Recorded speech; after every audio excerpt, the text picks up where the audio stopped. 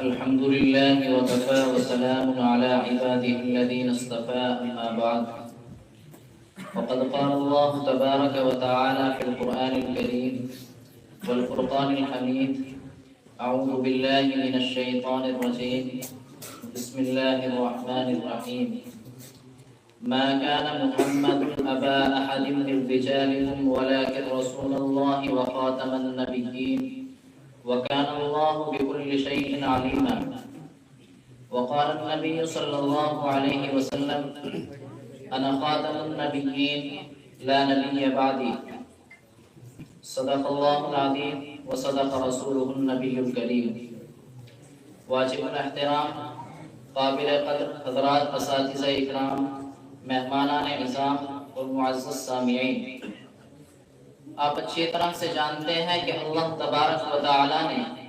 بے شمار مخلوقات کو پیدا کیا اور ان مخلوقات میں سب سے افضل و ارفع حضرت انسان کو پیدا کیا اور پیدا کر کے یوں ہی نہیں چھوڑا بلکہ اس کی رشد و ہدایت کے لیے کم و بیش 1,24,000 انبیاء اکرام علیہ السلام کو اس دنیا میں بھیجا، اور یہ سلسلہ حضرت آدم علیہ نبینا علیہ السلام سے شروع ہوا اور خاتم النبیین والمرسلین جناب رسول اللہ صلی اللہ علیہ وسلم پر ختم ہوا۔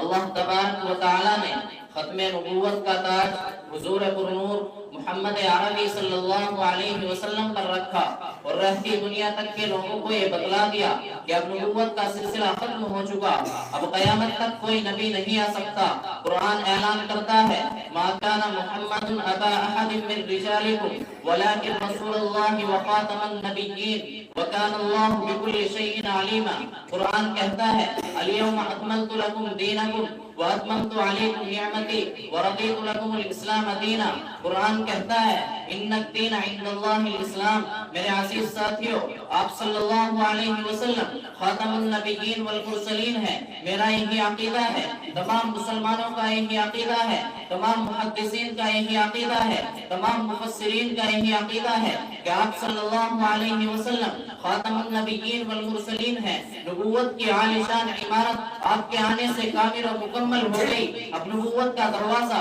ہمیشہ ہمیشہ کے لیے بند ہو چکا، اب قیامت تک کوئی نبی نہیں آ سکتا۔ اگر اس کے بعد کوئی نبوت کا دعویٰ کرتا ہے تو وہ جھوٹا ہوگا، وہ کذاب ہوگا، وہ ملعون ہوگا، وہ مردود ہوگا۔ میرے عزیز ساتھیوں، تمہیں بہت سارے انسان ایسے مل جائیں گے، بہت سارے جہنم کے خواہش مند لوگ تمہیں مل جائیں گے کہ جنہوں نے اپنے آپ نبی ہونے کا دعویٰ کیا ہے۔ چنانچہ انہی میں سے ہندوستان میں افرنگی نبی مرزا غلام احمد قادیانی ہے جس نے نبوت کا دعویٰ کیا، اور اس مردود نے ہندوستان کے مسلمانوں کو کفر و ارتداد کے دہانے پر کھڑا کر دیا۔ اس کی ایک تاریخ ہے، اگر ہم اس تاریخ کا پس منظر سمجھ لیں تو بات بالکل واضح ہو جاتی ہے۔ میرے عزیز ساتھیوں، آپ جانتے ہیں کہ ہندوستان کی آزادی سے پہلے یہاں انگریزوں کی حکومت تھی جو اسلام اور مسلمانوں کے دشمن تھے۔ انگریز مسلمانوں کو غلام بنا کر ان کے قلب و جگر سے اسلام کو ختم کرنا چاہتا تھا۔ انگریز ہندوستان سے مسلمانوں کو مٹانا چاہتا تھا۔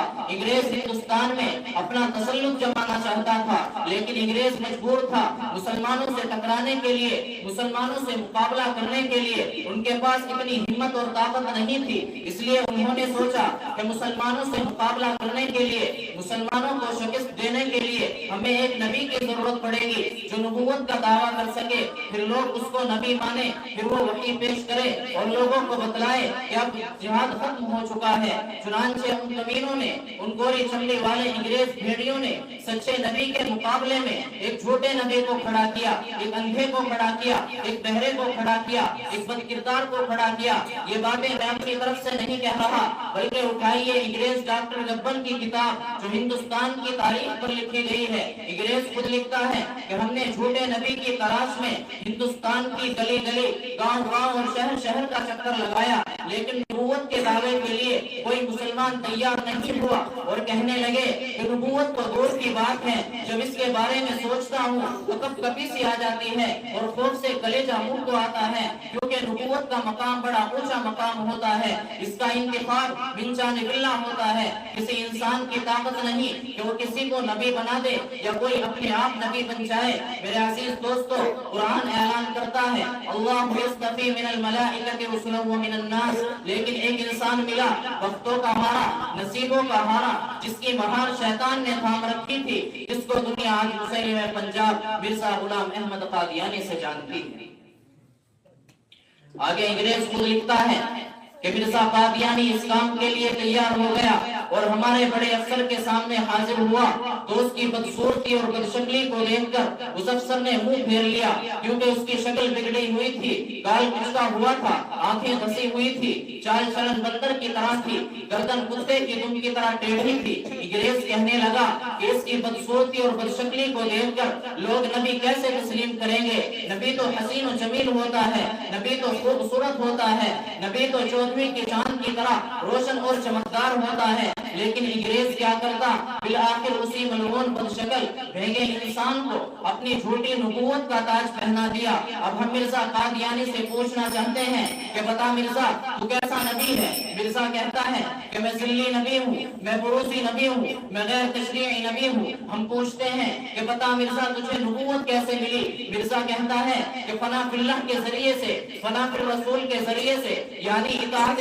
خداوندی اور اطاعت رسول میں اس درجہ کمال کو حاصل کیا کہ میں نبی بن گیا۔ میرے عزیز دوستو، ذرا دل پر ہاتھ رکھ کر فیصلہ کیجئے اور مرزا قادیانی کے منہ پر زور سے تماچا ماریے۔ اگر فنا فی اللہ کے ذریعے سے، اگر فنا فی الرسول کے ذریعے سے کسی کو نبوت مل سکتی تھی تو حضرت ابوبکر صدیق کو ملتی، حضرت عمر فاروق کو ملتی، حضرت عثمان غنی کو ملتی، حضرت علی مرتضیٰ کو ملتی، حضرت طلحہ اور حضرت زبیر کو ملتی، حضرت بلال حبشی رضی اللہ عنہ کو ملتی، لیکن نبوت نہیں مل سکی۔ اب ہمیں کوئی قادیانی بتلائے کہ جب صحابہ اکرام فنا فی اللہ اور فنا فی الرسول کا درجہ کمال حاصل کر لینے کے بعد بھی نبی نہیں بن سکے تو مرزا غلام احمد کیسے نبی ہو سکتا ہے؟ محمد حافظ الحمدللہ۔